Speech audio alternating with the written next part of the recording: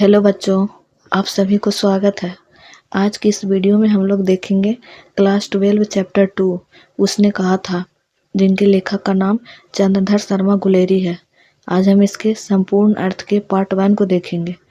तो फिर चलिए शुरू करते हैं। उसने कहा था, बड़े बड़े शहरों के इक्के गाड़ी वालों की जवान के कोड़ों से जिनकी जिनकी पीठ छिल गई है और कान पक गए हैं, उससे हमारी प्रार्थना है कि अमृतसर के बबू काट वालों की बोली का मरहम लगावे। वो बोलते हैं कि कहानी शुरू होती है, बड़े बड़े शहरों के इक्के गाड़ी वालों की जवान के कोड़ों से जिनकी पीठ छिल गई है और कान पक गए हैं, मतलब उनकी जो पूरी पीठ भी छिल गई है और उनसे कान भी पक गए हैं। तो उनसे क्या करना है, प्रार्थना करना है कि अमृतसर के बरबू काट वालों की बोली का मरहम है उस पे लगा दे। जब बड़े बड़े शहरों की चौड़ी सड़कों पर घोड़े की पीठ को चाबुक से धुनते हुए, वो बोलते हैं कि जब बड़े बड़े शहरों की जो चौड़ी चौड़ी सड़कें होती हैं उस पे घोड़े के जो पीठ पर चाबुक से धुनते हुए इक्के वाले कभी घोड़ों की नानी से अपना निकट संबंध स्थिर करते हैं। वो बोलते हैं जो इक्के वाले होते हैं वो कभी घोड़े की नानी से अपना निकट संबंध स्थिर करते हैं, कभी राह चलते पैदलों की आंखों के न होने पर तरस खाते हैं।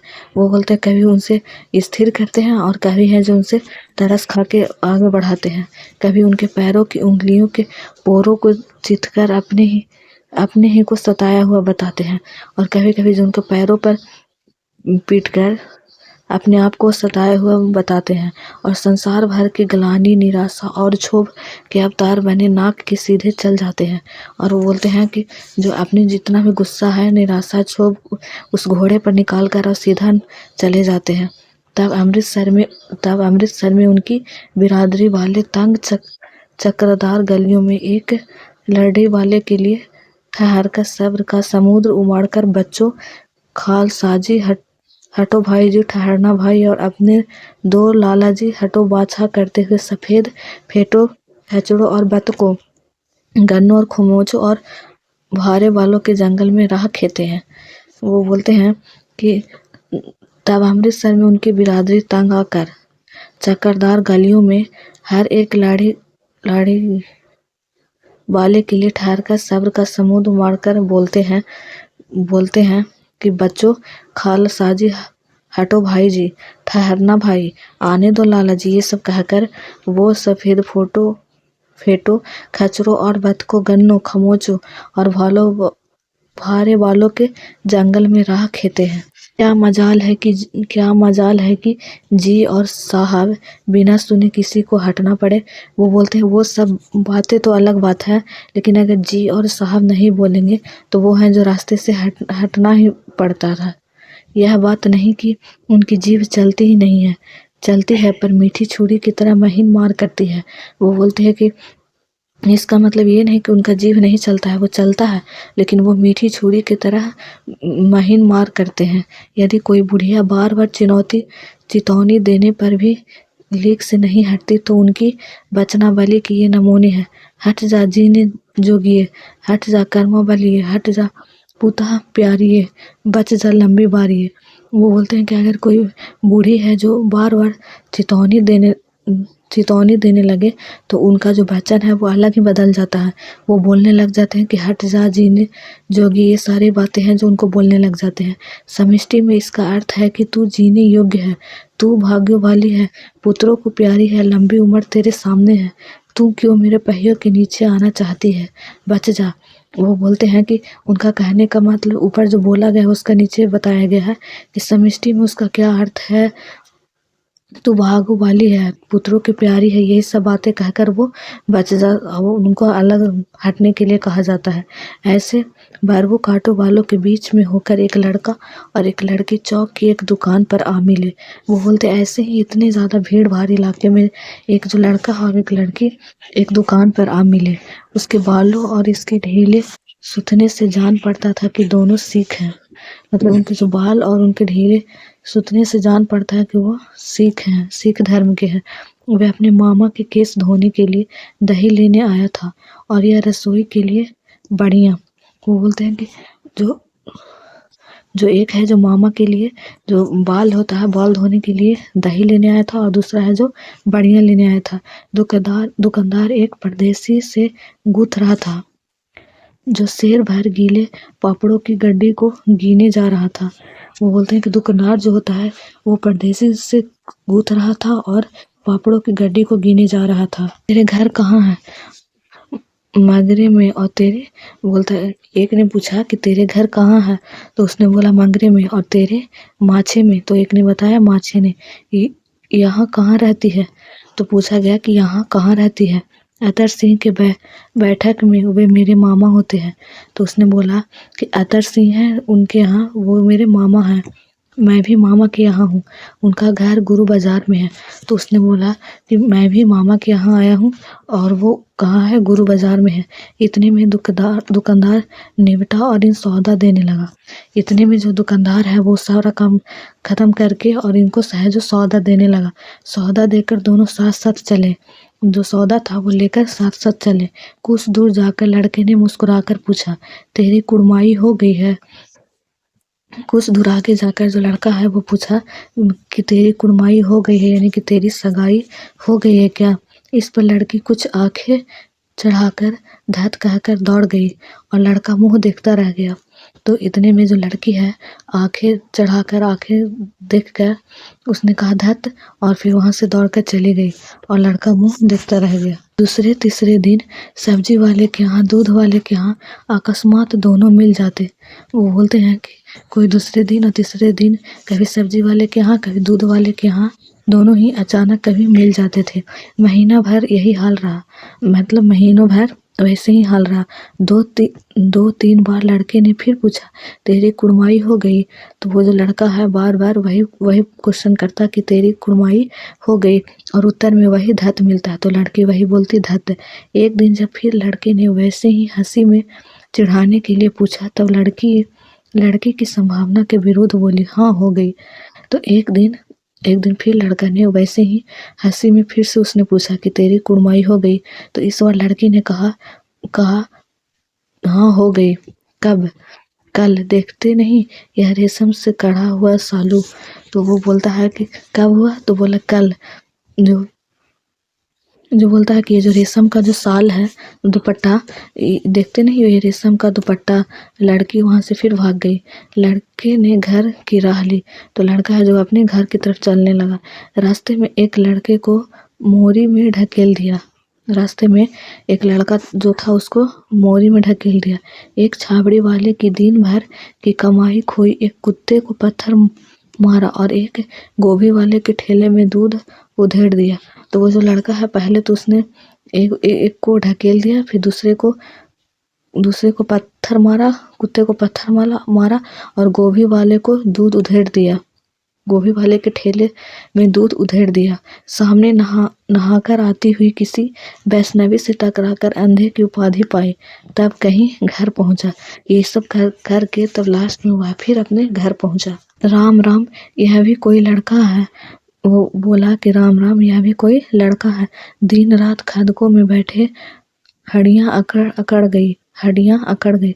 वो बोलता है कि दिन रात जो होता है खदकों में बैठे बैठे जो मेरी हड्डियां हैं वो अकड़ गई।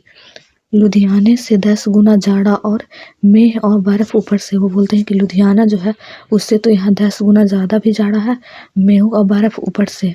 पिंडलियों तक कीच में धंसे हुए हैं।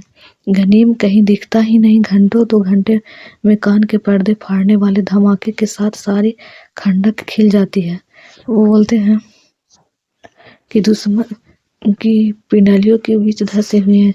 गमीन कहीं दिखता ही नहीं, मतलब बोलते हैं कि दुश्मन कहीं दिखता ही नहीं। 2-3 घंटे हो गए, कान के पर्दे भी फाड़ने लगे और धमाके के साथ सारे खंडल हिल गए और 100-100 गज धरती भी उछल पड़ती है। इस गहरी गोले से बचे तो कोई लड़े। बोलते हैं कि ये जो गोला है, इस सब गोले से बचेगा तभी तो कोई लड़ेगा। नगर कोट का जलजला सुना था। जो नगर का कोट था वो सुना था। यहाँ दिन में 25 जलजले होते हैं। यहाँ जो दिन भर में 25 भूकंप जैसे जलजले आ जाते हैं। जो जो कहीं खंदक से बाहर साफा या कोहनी निकल गई तो चटाक से गोली लग जाती है। अगर वहां से निकल गया तो क्या होता है, गोली लग जाती है। नामालूम बेईमान मिट्टी में लेटे हुए या घास की पत्तियों में छिपे रहते हैं। वो बोलते हैं कि पता नहीं वो घास की पत्तियों में छिपे रहते हैं या मिट्टी में छिपे रहते हैं। लहना सी और 3 दिन है। अब बोलता है लहना सी अब 3 दिन और है। 4 तो खंदक में बिता ही दिए। बोलते हैं कि 4 दिन तो खंदक जो होता है खंदक में ही बिता दिए, अब 3 दिन और है। परसों रिलीफ आ जाएगी और फिर 7 दिन की छुट्टी। तो वो बोलते हैं कि परसों जो रिलीफ आ जाएगा उसके बाद हम लोगों को 7 दिन की छुट्टी मिल जाएगी। अपने हाथों झटका करेंगे करेंगे और पेट भर भर खाकर सो रहेंगे। वो बोलते हैं कि अपने हाथ से झटका करेंगे और पेट भरेंगे और फिर सो जाएंगे। उसी फिरंगी मेम के बाग में मखमल की सी हरी घास है। वो बोलते हैं कि उसी के फिरंगी के बाग में जाएंगे जहाँ पे मखमल की हरी हरी घास है, फल और दूध की वर्षा कर देती है। और बोलते हैं कि वहाँ पर फल और दूध की वर्षा भी तो कर देती है। लाख कहते हैं दाम दाम नहीं लेते। बोलते हैं लाख तो कह देते हैं लेकिन दाम मतलब उसका पैसा कुछ भी नहीं लेते। कहती है तुम राजा हो, मेरे मुल्क को बचाने आए हो। और वो जो बोलते हैं वो बाग वाले कि तुम राजा हो, मेरे मुल्क को बचाने आए हो, इसलिए उनसे पैसा नहीं लेते। 4 दिन तक पलक नहीं छिपी। बोलते हैं कि 4 दिन तक अभी भी वो सोए नहीं है। बिना फेरे घोड़ा बिगड़ता है और बिना लड़े सिपाही। बोलते हैं कि बिना फेरे हुए घोड़ा बिगड़ जाता है और जो बिना सोए हुए सिपाही। मुझे तो संगीन संगीन चढ़ाकर मार्च का हुक्म मिल जाए, फिर 7 जर्मनों को अकेला मारकर ना लाऊं। वो बोलते हैं कि मुझे तो संगीन चढ़ा है, हुक्म अगर मिल जाए तो मैं 7 जो जर्मन है उसको हम अकेले मार लाएंगे, तो मुझे दरबार साहब की दहेली पर मत्था टेकना नसीब ना हो। तो बोलते हैं कि अगर ऐसा हम नहीं करेंगे तब तक दहेली साहब के हम माथा ना टेकेंगे।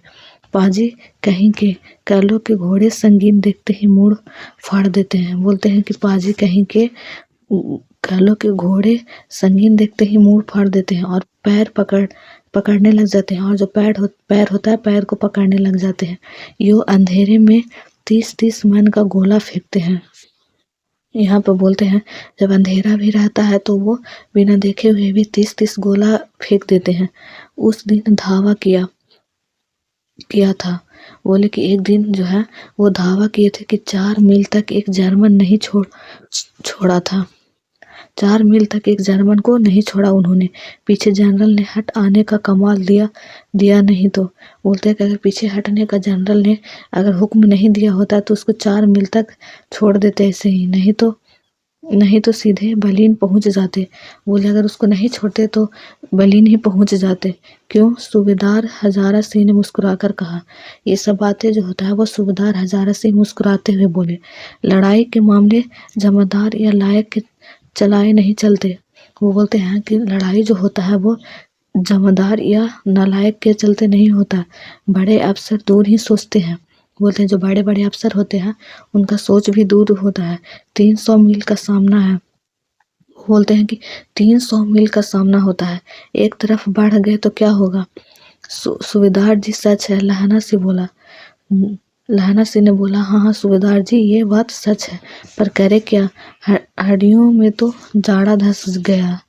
वो बोलते हैं कि अब हम लोग करेंगे क्या, ये जो हड्डी है हड्डी में बहुत ज्यादा जाड़ा धस गया है। सूर्य निकलता नहीं और खाई में दोनों तरफ से चबे की बबलियों के से सोते झड़ रहे हैं। बोलते हैं कि सूर्य तो अभी निकला भी नहीं है और दोनों तरफ से ठंड भी है, तो सोएंगे कैसे? एक धावा हो जाए तो गर्मी आ जाए। बोलते हैं कि एक धावा रहेगा तभी तो गर्मी आएगी। उद्यमी उठ सीढ़ी में कोले डाल। बोलते हैं कि जो परिश्रम व्यक्ति है उसको उठो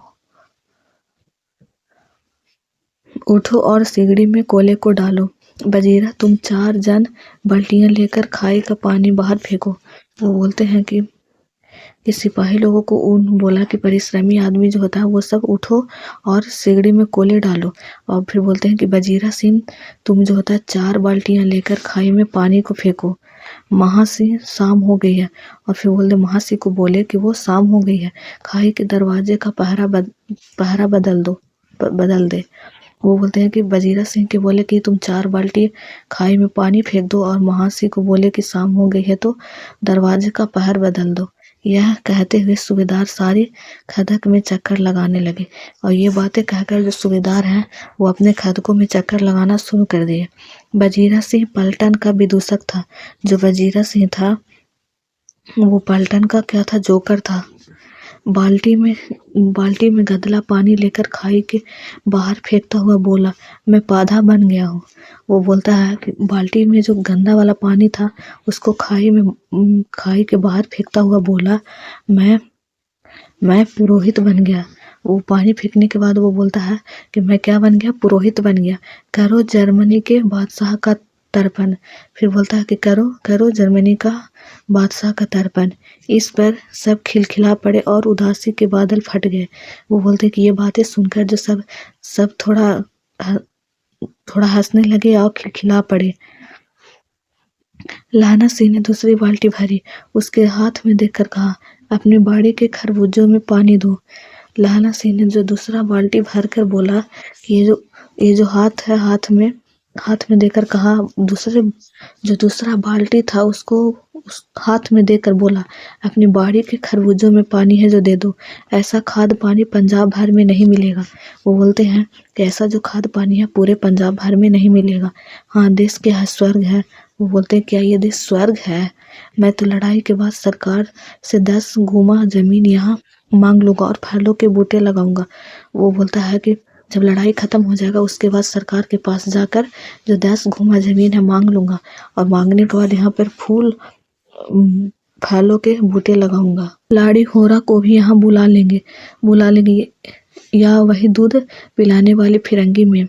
बोलते हैं कि या तो लाड़ी होरा को बुला लेंगे या तो फिर वही फिरंगी मेम को। चुप कर, यहाँ वाले को शर्म नहीं। वो बोलते हैं कि चुप रहो, यहाँ पे रहने वाले को शर्म करो। देश देश की चाल है। बोलते कि हर जगह के देश की चाल है। आज तक मैं उसे समझ न सका कि सिख तम्बाकू नहीं पीते। बोलते हैं कि आज तक वो नहीं समझ पाए कि जो सिख लोग होते हैं वो तम्बाकू पीते हैं। वह सिगरेट देने में हट करती है, होठों में लगाना चाहती है और पीछे हटता हूँ तो समझती है कि राजा बुरा मान गया।